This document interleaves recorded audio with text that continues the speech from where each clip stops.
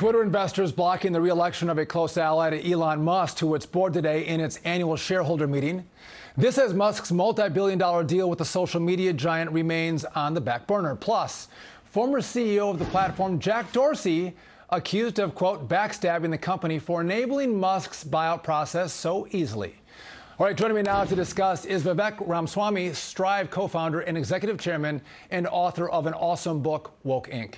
Vivek, good to see you. So let's first talk about Twitter, right? We've all watched this drama unfold in the sense that Elon Musk is going to buy it for $44 billion.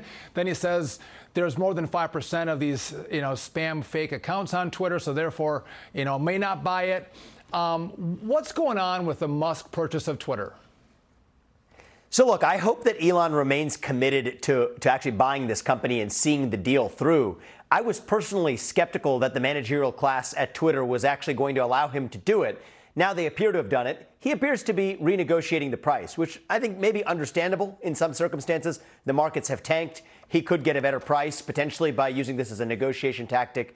But I think if we're to call a spade and see what it is, I think he's negotiating by effectively saying that the bot problem, which is one of his motivations to solve that problem, was his stated motivation for acquiring the company. It's what he said in the press release upon announcing the definitive agreement to acquire the company, is now his stated reason for potentially backing out of the deal. Look, I think that could be hardball negotiating, but I do hope his intention is to go through with the deal.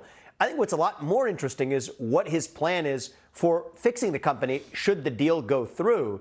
And this is what I hope that Jack Dorsey also sees, and part of why he wanted to see this deal come together. And I thought that was a pretty interesting story coming out of today and the shareholder meeting that Twitter just had. Yeah, it's fascinating to watch this whole thing play out, and again, the Jack Dorsey side as well. I want to move to another issue because there's a lot of talk today with money managers that they're pushing this stakeholder capitalism as opposed to like shareholder capitalism, right? They're looking at the stakeholder, not those who own the companies.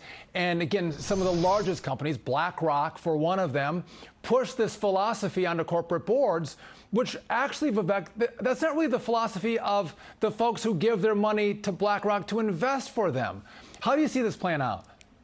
You nailed that, Sean. And this is a gap between the intentions of people who give their money to the world's largest asset managers, like BlackRock and Vanguard and State Street, and the voting behavior and the social advocacy behavior of those companies in corporate America's boardrooms. And what's happening today is this asset management cartel, really an ideological cartel in the asset management industry, is using the money of everyday citizens to advance values in the boardrooms of corporate America that most of those citizens actually disagree with.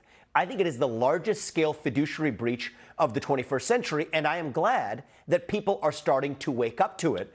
The problem, Sean, is that there aren't that many alternatives in the marketplace. That's a big part of why I had the motivation to start Strive, but I do think that more competitors are needed.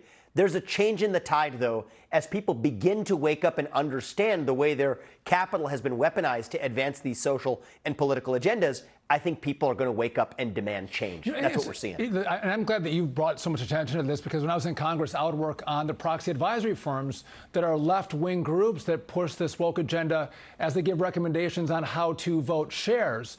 But as I look at our viewers here right now, they would say, well, I want someone to invest my money for me to maximize my return on my dollar. I don't give a darn about your woke policies, but you have Fink at BlackRock and others who push these policies, left-wing policies, using your money to do it. And so often, Vivek, we talk about, well, where else do I go? What else do I do? I love that you're saying, you know what? We're going to create a different fund that doesn't do this, that looks at return on your dollar. Yeah, look, so Strive is an asset management firm. It's not even a fund. It's an asset management firm that's designed to compete with BlackRock. But more generally on the issue, Sean, one of the things that BlackRock and firms like BlackRock do is they play jujitsu, where they say, no. We talked about stakeholder capitalism for 10 years and for ESG, but actually what we really meant was that was just a form of shareholder capitalism. That's just about shareholders maximizing value over the long run. Come Such on, a guys, lie. we weren't talking about stakeholders, so now they're trying to walk back and put the toothpaste back in the tube. So it's even worse. It's this form of dishonesty a lie. where they choose to advance, of course it is, they choose to advance this political agenda, but they now claim and walk it back and say it's just about maximizing shareholder value. And I think people need to see through those lies. And if someone's going to be dishonest with you about what they say, that's not necessarily the kind of firm that you probably want managing your money. And my own view, Sean, is there are some minority of people out there who may say that they want a lower rate of return in service of advancing a political ideology or the ESG agenda.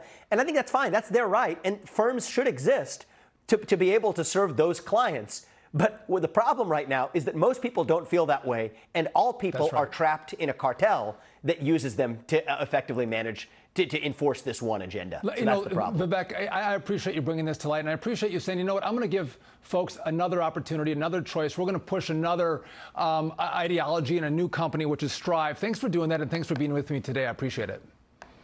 Appreciate that.